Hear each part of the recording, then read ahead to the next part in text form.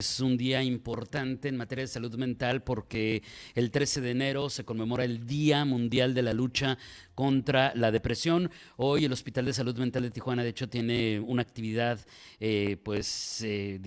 específica respecto a ello.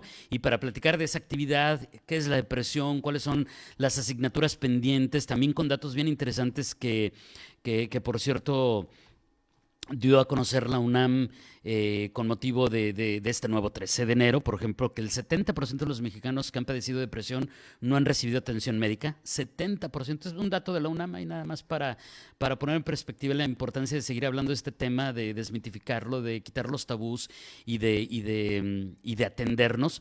Le agradezco enormemente que para platicar de todos estos temas nos tome la llamada Francisco Martínez Cruz, responsable de psicología del área de hospitalización del Hospital de Salud Mental de Tijuana. Francisco, qué gusto saludarte una vez más. Muy buenos días. Hola, ¿qué tal? Buenos días. Muchas gracias a usted por haberme invitado hoy para poder compartir un poquito del tema de hoy. Pues hoy tienen una actividad dedicada a eso, titulada Depresión, una tarea de todos. Y yo creo que el título de esta actividad que tienen hoy, creo que nos da pie justamente para iniciar la plática. Es decir, ¿por qué consideras que es, Francisco, cuando hablamos de depresión, una tarea de todos? Um, pues vamos a comenzar un poquito con lo que ya estabas tú introduciendo hace un momento, ¿no? Las cifras van en aumento. Tenemos, sí, definitivamente un gran porcentaje de personas que padecen esta situación. A nivel mundial tenemos casi del 28% de todas las enfermedades mundiales. El 28 tienen que ver con problemas mentales y de ese 28, casi una tercera parte es depresión. Entonces, tenemos una población en aumento y una problemática que no vemos que se reduzca. Y es una afectación que afecta toda actividad laboral, familiar y social, que impide que una persona tenga un ritmo de vida. Ahora, si me voy a lo más básico, Francisco, ¿qué es la depresión? ¿Cómo podremos entenderla quienes no sabemos nada evidentemente, de psicología, de psicología clínica? ¿Cómo entender qué es la depresión en términos coloquiales? Claro, creo que comenzaríamos primeramente con hacer una diferenciación entre la depresión social, que es la depresión que todos podemos padecer en algún momento. Todos padecemos situaciones complicadas en las cuales nuestras emociones se ven afectadas. Sin embargo, precisamente en la plática de hoy hablaremos de la diferencia entre esta depresión social frente a una depresión clínica, en la cual se ve afectado a nivel físico, social y mental la persona, y vemos afectaciones ya significativas. Vemos que la persona deja de hacer actividades, deja de tener relaciones y empieza a llevar un ritmo de vida o una calidad de vida bastante mermada. Y esto ya hemos platicado en alguna ocasión con también expertos del Hospital de Salud Mental de Tijuana, Francisco, que se agravó con el confinamiento por muchas situaciones. Y que había un crecimiento sostenido que ya nos platicaste al inicio que se ha estado dando, que es cada vez mayor el problema.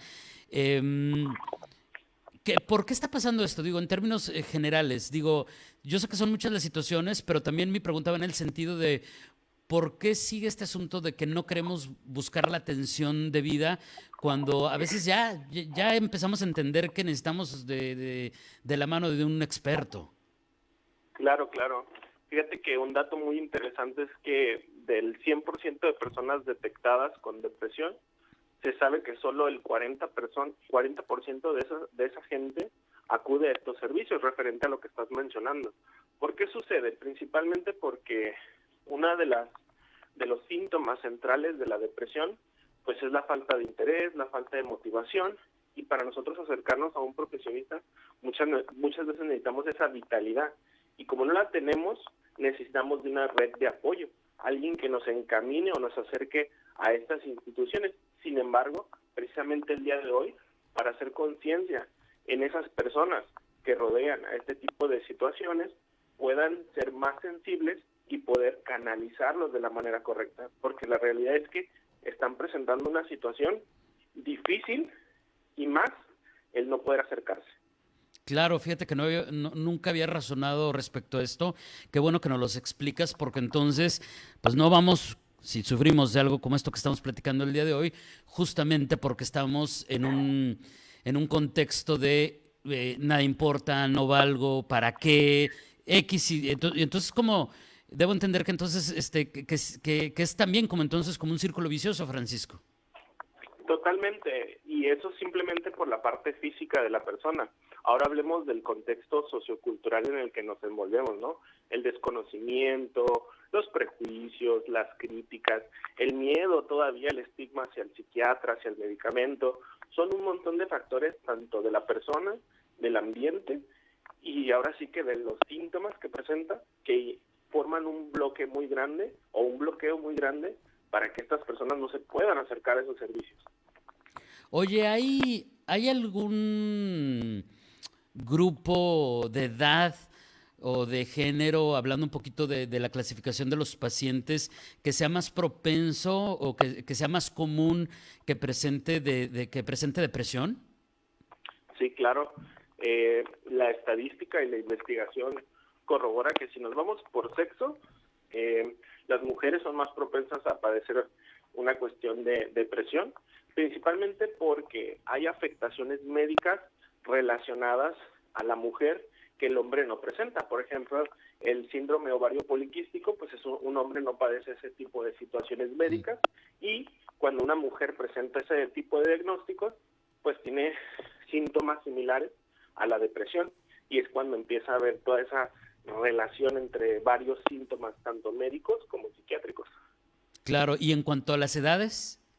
En cuanto a las edades, tenemos entendido que la depresión en específico es un diagnóstico que se padece mayormente en grupos de edad adulto joven. Entre más adulto eres, menos es la probabilidad de que padezcas un episodio o un trastorno depresivo. Muy bien. Ahora, ya sé que de esto hemos hablado frecuentemente, pero sigo pensando que es muy importante.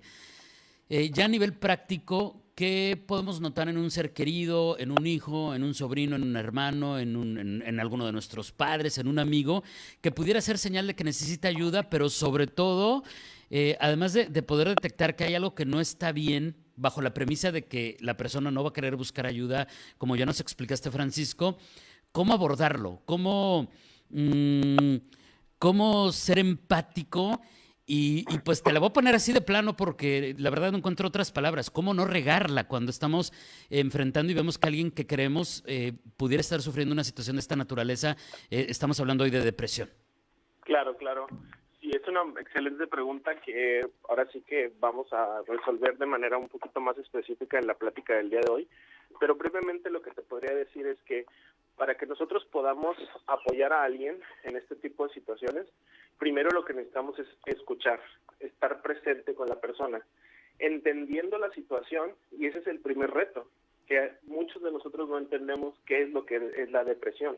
Entonces, no podemos validar, no podemos corroborar o aceptar muchas de las conductas que estas personas padecen o hacen, y entonces forman barreras.